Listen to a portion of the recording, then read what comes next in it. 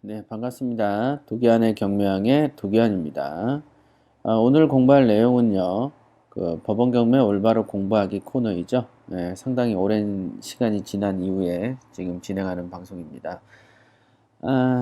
열심히 공부하시고요. 올해도 이제 그 민사집행법 공부가 끝나면 조금 더 어떤 그 학문적인 부분 형태로 지식을 공부할 수 있는 코너를 만들어 나갈 생각입니다.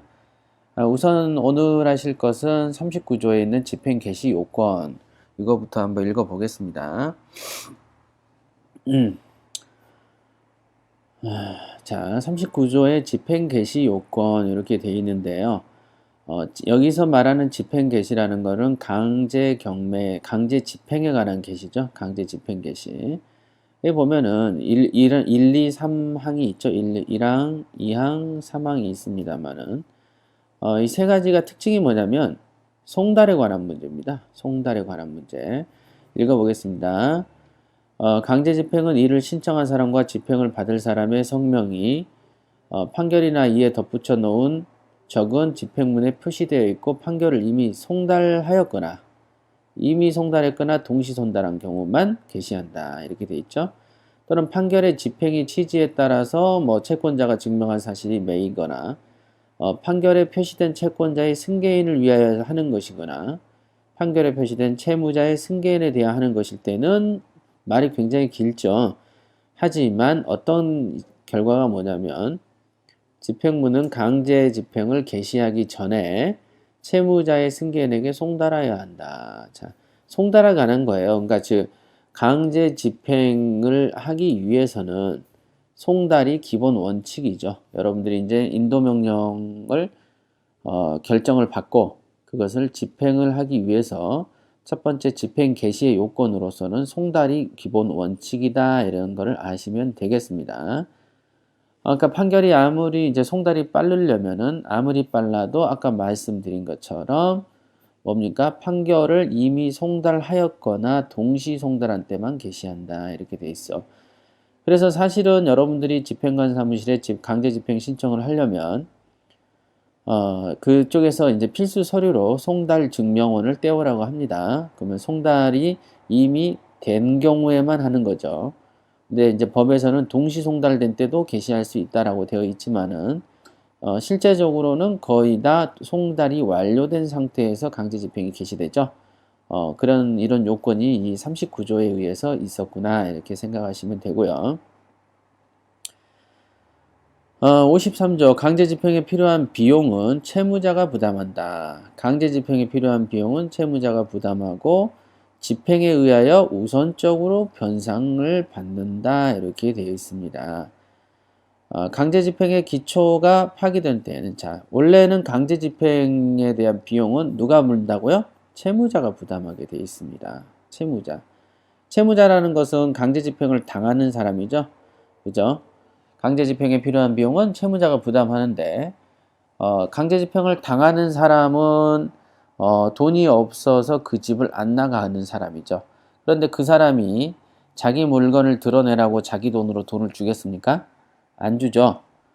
그렇기 때문에 당연히 채권자, 즉 낙찰자나 낙찰된 사람이 소유자가 강제 집행 비용을 부담을 해서 진행을 할 수밖에 없죠. 그 연후에 집행에 의해서 우선적으로 변상받는다 이렇게 돼 있죠. 그렇죠?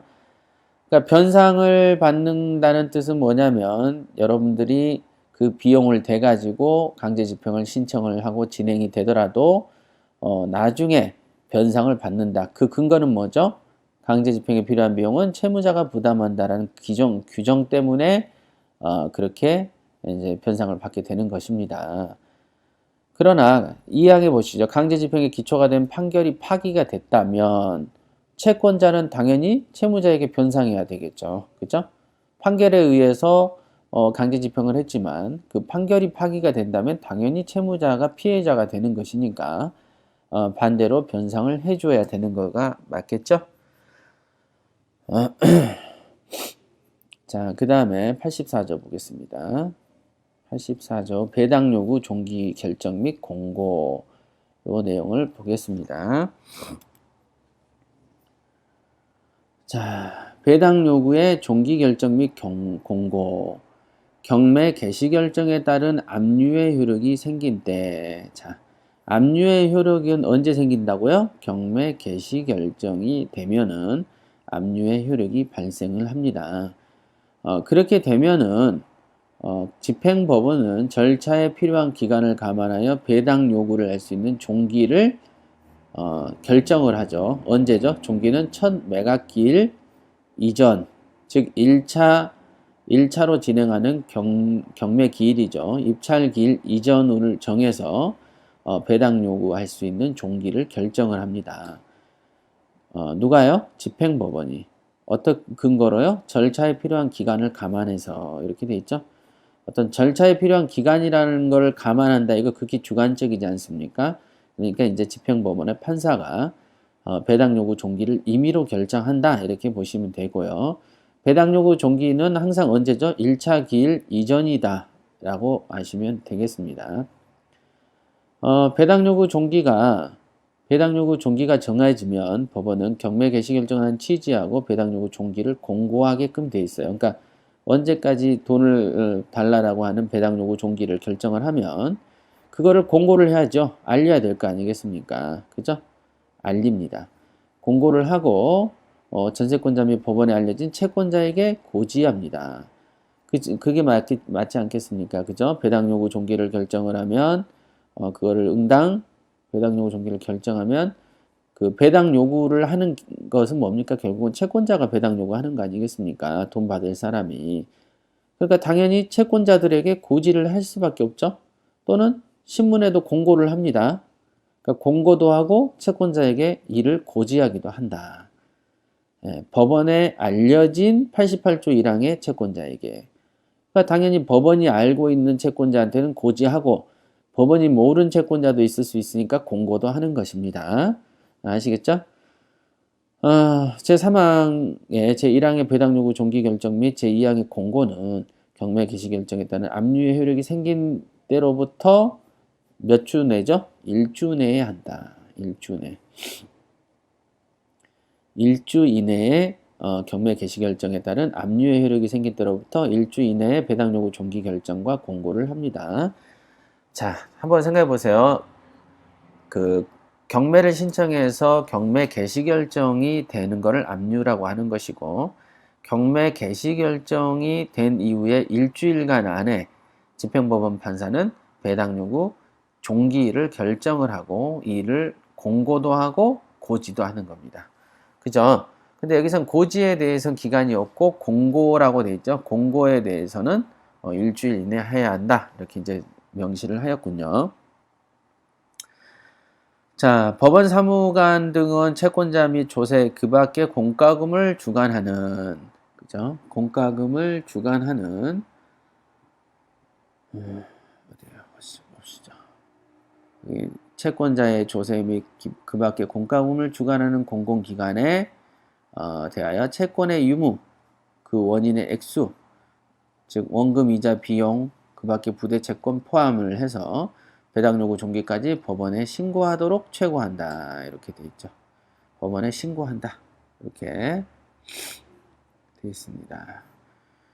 제 148조 3항에 최고에 대한 신고를 하지 아니하면 채권자는 그냥 등기 사항 등의 집행 기록에 있는 서류와 증빙에 따라서 임의로 계산을 해버리는 거죠. 그러니까 채권자한테 돈 받을 금액에 대해서 채권의 유무, 그 다음에 원인, 액수, 그 다음에 원금, 이자, 비용, 그 밖에 부대채권 포함해서 즉 뭔 말이냐면 돈 받을 사람한테 배당 요구 종기일까지 빨리 신고해 라고 말을 하는 것이죠. 그런데 그 신고를 요구를 했는데 최고를 했음에도 불구하고 신고를 하지 않으면 그렇다고 법원이 알고 있는 채권자한테 너 신고 안 했으니까 채권 금액에 대해서 안 나눠주겠다라고 말하기는 어렵겠죠. 알고 있기 때문에. 그러면 그런 경우는 어떻게 하냐면 그냥 집행 기록에 있는 서류와 증빙 서류에 따라서 임의로 계산을 해버린다는 거죠. 그래서 그 신고는 안 했으니까. 그런 경우에는 이제 다시 채권액을 추가하지 못하는 걸로 해서 이제 일종의 어떤 그 벌도 좀 주는 것이고, 6항에 보면은 법원은 특별한 경우에 필요하다고 인정하는 경우에는 배당 요구 종기를 어떻게 할 수 있습니까? 연기할 수 있다. 이렇게 되어 있습니다. 배당 요구 종기를 연기한다. 아, 배당 요구 종기도 연기가 되는 것이구나 정도는 알아놓으시면 되겠습니다. 6항의 경우에는 2항 및 4항의 규정을 준용해서 이미 배당 요구 또는 채권 신고를 한 사람에 대해서는 고지 최고하지 않는다. 즉, 배당 요구 종기를 1차로 연기했습니다. 배당 요구 종기를 1차로 연기를 했어요.